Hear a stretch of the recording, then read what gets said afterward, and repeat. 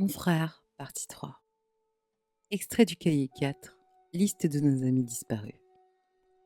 Nous écrivons ces mots le cœur lourd, mais pas vraiment. La liste de eux, perdus en été 1999. La liste de l'adoration. 1.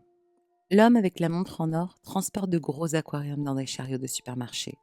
Il les achète à la galerie, celle en face du supermarché sur l'avenue. Il n'y met pas de poissons, mais il ne met rien d'autre non plus, sauf peut-être ses sentiments. 2. Le jeune homme qui court aux alentours de l'école militaire est son complice pour ses crimes. 3. Il y a un petit kiosque à l'intersection de et qui vend des albums d'autocollants pour enfants et de la pornographie côte à côte. La vendeuse a fait un marché avec ces deux hommes. 4. L'ophtalmologiste où allait le papa de A est une connaissance de maman. Il faisait partie de sa bande dans les années 60. 5. La population de rats qui vit en dessous, du kiosque susnommé, ne s'est pas formée naturellement, voire le roi des rats. 6. Tu savais que l'hôpital avait un marché noir? Certains fluides corporels sont de première qualité. C'est celui où papa va, près du parc. 7. Le clan de l'adoration ne s'est pas montré depuis les années 80, mais ne le quitte jamais. Les membres t'appellent dormant lorsque tu n'es pas actif. 8. L'ancien président est maintenant SDF et dort sur un banc. Toujours le même, dans le même parc. Trouve par toi-même pour notre cher E, parti pour un job en Europe et arraché trop tôt à notre compagnie. La liste de N partie dans l'incendie de 2006. Liste des magasins de CD dans la ville. Magasin avenue près d'une benne, rock classique, journaux d'hiver. 2. Magasin avenue devenu demandez à K pour les détails, hard rock punk. 3. Place rue.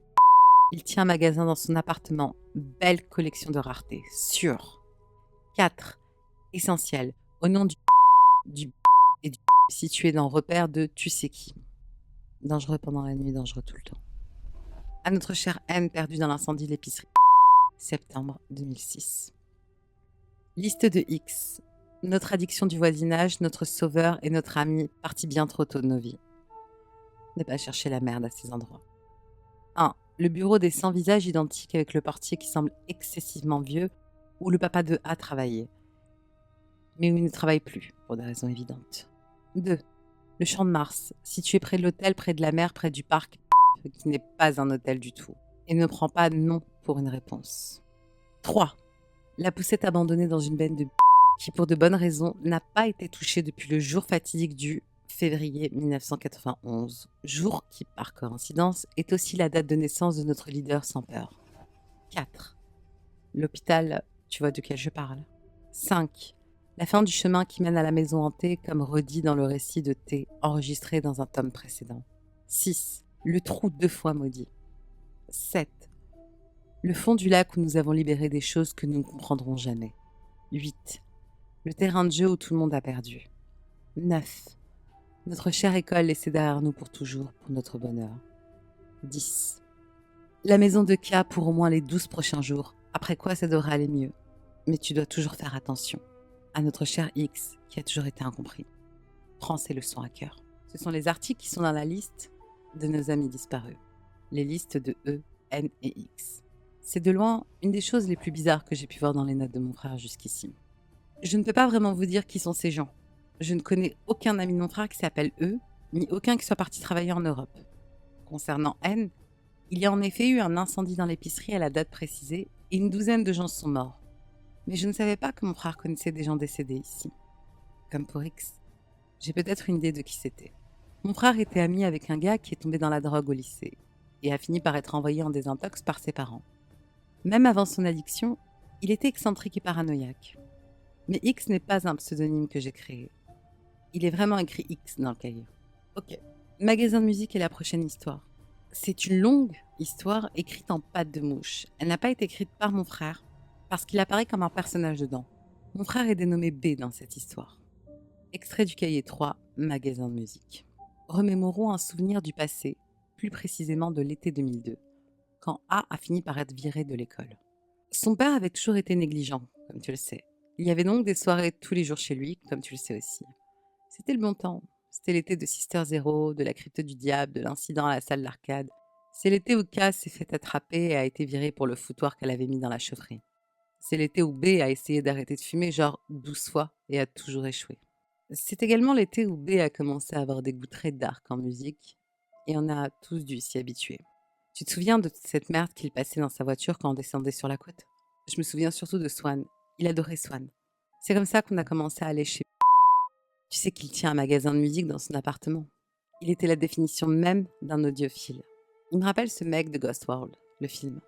B cherchait un vinyle live de Swan. Il y avait le mot castration dans le titre, je crois. Je me souviens plus vraiment. J'ai jamais aimé les musiques de ce genre. Même si j'avais assumé mon amour pour Suicide, le groupe, hein, pas le verbe, plusieurs fois avec enthousiasme. Bref, la première fois qu'on y allait, c'était banal. C'était juste moi et B. Un vendredi après les cours. Je pense qu'on avait même demandé à Kat de venir avec nous parce qu'on voulait qu'elle nous explique ce qu'elle avait bien pu foutre dans cette chaufferie. Mais elle s'était enfermée chez elle dans ses bouquins. Tu sais comment elle est, besoin de son espace, elle est plus bizarre que nous tous réunis, ce qui en dit long. Très long. L'appartement du mec était petit, et il semblait encore plus petit à cause des étagères sur lesquelles s'étalaient des vinyles alignés, des piles de cassettes, des copies gravées des compiles. Il y avait au moins 5 chaînes hi-fi et un tas d'attirails musicales dont je ne connais pas assez l'utilité pour en parler. Il n'y avait pratiquement rien d'autre. Il y avait juste, on ne sait pas trop pourquoi, ces bols en porcelaine qui traînaient un peu partout. Le mec mangeait beaucoup de céréales, je suppose. Il ouvrit la porte. Il était un peu gros et débraillé et portait un t-shirt Capitaine Biffert. Il n'avait pas énormément de grâce et nous a invités à rentrer. Il nous a proposé du café, j'ai dit non. B a dit oui. Tu sais comment il est. Il ne refuserait jamais une tasse de café même si elle est empoisonnée. B et le type ont commencé à parler de musique et j'ai voulu m'investir dans la conversation aussi. Ils ont commencé sur les points qu'ils avaient en commun. Joy Division, Monster Magnet. On a eu un débat sur si New York City Ghost and Flowers c'était vraiment très mauvais ou juste mauvais. J'ai commencé à m'égarer quand ils ont commencé à parler de groupes et de mouvements musicaux dont je ne connaissais même pas l'existence. Je me souviens du nom Syzygy, Baroque Hell et Spiritual Masters of Strangela. Je les ai perdus. Je me souviens qu'ils ont parlé à un moment d'un disque qui s'appelait Baby Sex. Le nom me revient pour des raisons évidentes. Chanté par un groupe qui, je crois, s'appelait The Residents. Bref, j'ai fini par m'endormir dans le canapé où je m'étais installée. La lumière de la fin de l'après-midi, l'heure à laquelle tous les enfants rentrent à la maison et où la flemme se manifeste. En écoutant une vieille radio et repoussant les devoirs au lendemain. Le genre de trucs qui me rendent léthargique. Je me suis réveillée brusquement quand un des furets du mec a sauté sur mes genoux. J'ai dit que le gars avait quelques furets de compagnie. Ils avaient des noms du style Patty Klein ou Howlin' Wolf. C'était mignon. J'ai vu que B, le mec, était parti dans la petite cuisine accolée au salon et parlait de quelque chose d'un ton saccadé. J'ai remarqué qu'il faisait déjà sombre dehors. J'ai regardé ma montre, 19h30. Je les ai appelés, leur conversation s'est arrêtée brusquement. Le mec a pratiquement lâché sa bière. Ils m'ont fixé comme s'ils avaient entendu une voix d'outre-tombe ou qu'ils avaient entendu un furet parler.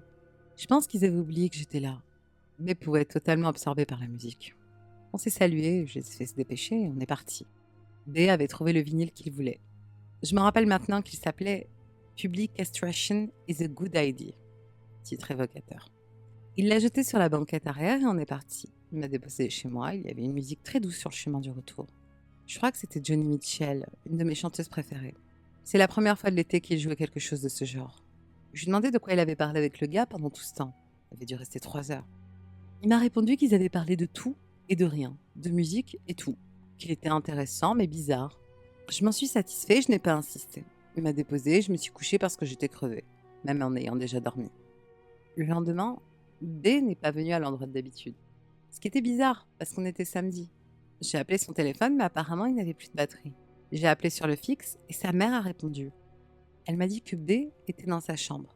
Apparemment, B est en train d'étudier. Ce jour-là, j'étais avec TA et on s'est dit que c'était des conneries, parce que c'était B, et qui ne révise jamais pour les examens. Il les réussissait sans ça. On a décidé d'aller chez lui pour voir ce qui se passait. Sa mère a ouvert la porte. Elle avait l'air un peu stressée. Elle n'avait jamais vraiment aimé les amis de B. Elle était pourtant gentille et polie avec nous et nous a offert des cookies, ce qui nous suffisait. La sœur de B jouait à Mario dans le salon et la porte de la chambre de B était fermée. On a frappé et il nous a laissé entrer. B avait l'air de ne pas avoir dormi. Il avait une cigarette éteinte au coin de ses lèvres. Et il avait cette drôle de barbe de 3 jours, comme quand il avait oublié de se raser et des poches sous les yeux. Il nous a regardés comme s'il ne nous connaissait pas et nous a laissé entrer. C'est là que j'ai remarqué que le lecteur CD de B jouait le nouvel album de Swan, mais ne faisait aucun bruit. Il avait une chaîne hi très sympa qu'il avait acheté vraiment pas cher. A a essayé de la régler, mais B lui a dit de faire très attention. T a attrapé un magazine et s'est assise pour lire. Elle avait l'air absente aujourd'hui. Je crois qu'elle en voulait encore à B pour ce qu'il avait fait à I. On s'est juste assis en silence pendant une minute ou deux. A et moi attendions surtout que B nous donne une explication pendant que T était dans son monde. B a levé la tête, il s'endormait pratiquement dans sa chaise.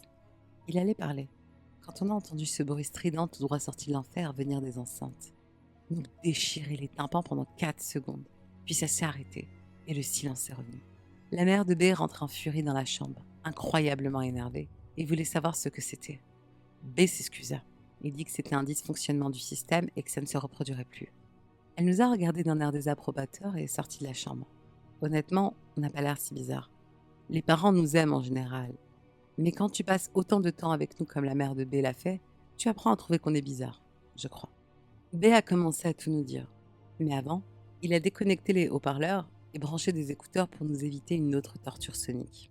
Il nous a dit qu'il avait parlé avec le mec qui lui avait vendu le disque et qui lui avait dit que c'était un genre de première édition spéciale du disque. Apparemment, il avait été enregistré à un autre moment que la version officielle. C'était un peu spécial, mais B était tellement excité qu'il l'avait écouté dès qu'il était rentré chez lui.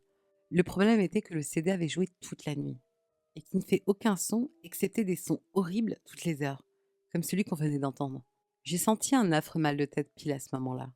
Je lui ai dit que le disque était rayé, ou que le mec l'avait peut-être baisé et qu'on devait aller le défoncer pour récupérer l'argent. Mais B a remué la tête et a continué ses explications. Apparemment, il avait écouté le CD toute la nuit sur ses écouteurs pour ne pas déranger sa famille, et que le disque n'était pas endommagé du tout, qu'il était juste différent.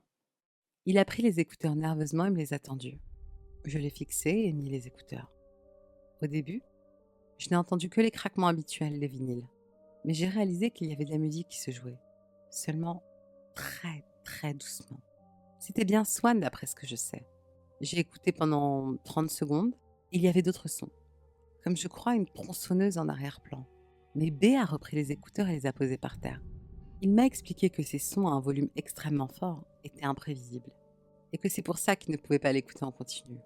Tu devais monter le volume à fond pour entendre la musique, et si un de ces sons sortait des écouteurs avec le son à fond, c'était fini. Tu devenais sourd, ou tes écouteurs étaient foutus.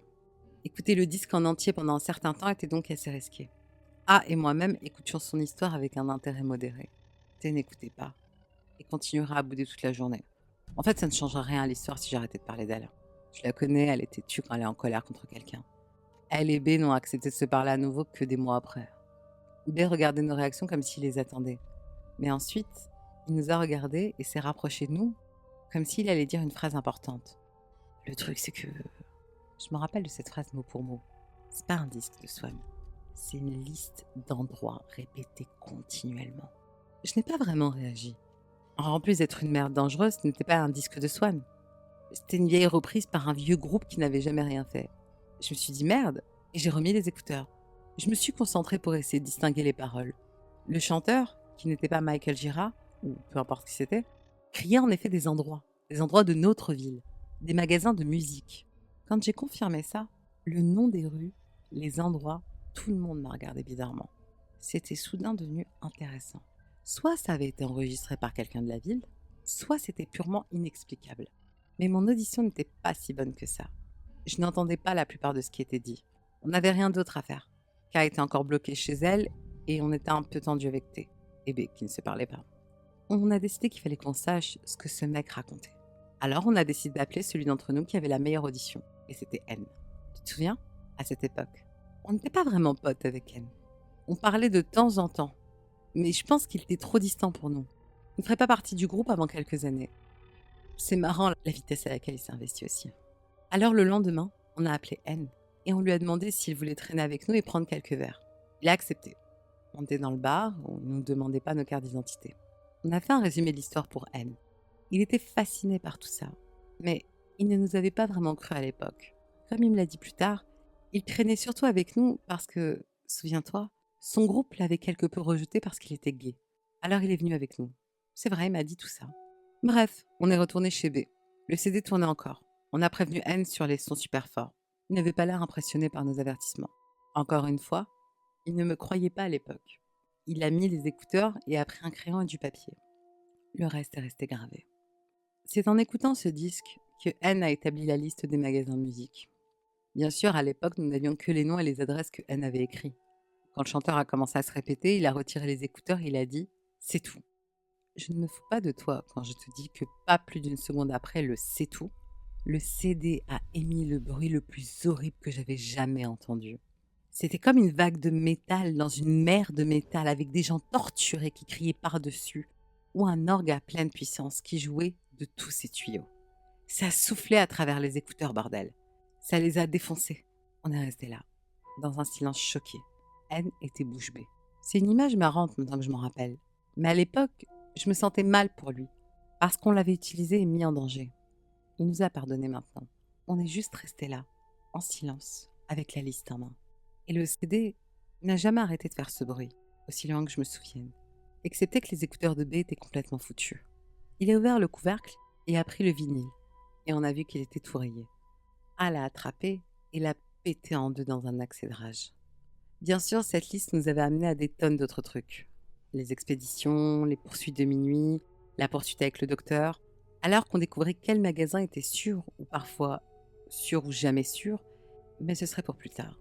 Juste après ça, on, B, N, T, A et moi, on est retourné chez ce putain de vendeur pour avoir des explications. Pendant le trajet, on a fait un rapide résumé à N. C'est là qu'on a eu le CD que B pensait être un live de Swan, qu'on était dans une drôle de merde. Le terme n'a paru que plus tard, comme souvent. Il était toujours un peu amusé, mais il avait maintenant un peu peur aussi. Le temps qu'on arrive là-bas, il faisait déjà nuit. On a foncé jusque chez lui au 3e étage. C'est un peu un bâtiment abandonné au fait, construit dans un quartier pauvre de la ville. Et l'environnement était un peu anxiogène. Mais A, qui prenait toujours les décisions quand la merde arrivait, a frappé à la porte impétueusement. Personne n'a répondu. Il a continué à frapper pendant 1 minute entière. T a commencé à se plaindre qu'il faisait froid et que quelqu'un pourrait voler sa voiture dans cette partie de la ville et qu'on devrait partir. Mais la porte s'est ouverte brusquement et on est entré. Il n'y avait qu'une lumière d'allumée, une ampoule nue qui pendait près du centre du plafond du salon, qui n'éclairait presque pas. J'ai vu les furets qui m'observaient, mais ce bâtard n'était pas là. Même si toutes ces affaires étaient là, c'est là que T a remarqué que quelque chose avait été tagué sur le mur en grosses lettres. Bienvenue, toujours ouvert pour les affaires, juste pour les clients sélectionnés. Payez la somme exacte en cash. Partez vite. Merci. Bonne journée.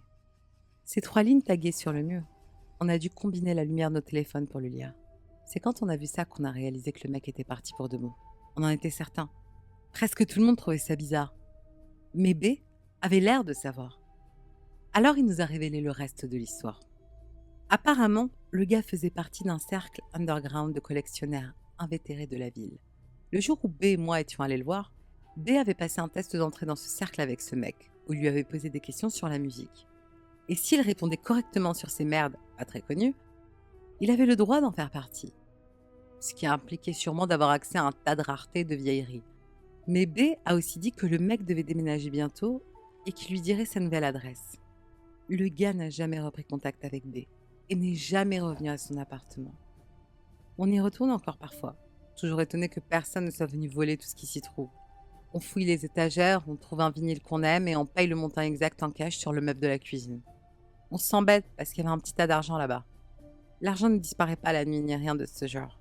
Mais on a l'impression qu'il faut quand même payer. T veut reprendre un des furets chez lui, mais ça ne nous semble pas cool. Je pense qu'ils sont comme les chats, ils peuvent trouver leur bouffe tout seuls. À ce jour, c'est le seul magasin de musique qu'on considère comme sûr. Fin. Cette histoire était longue. Même si N est devenu un ami de mon frère, je ne me souviens pas de lui. Tout comme je ne savais pas que mon frère connaissait quelqu'un décédé dans l'incendie de 2006.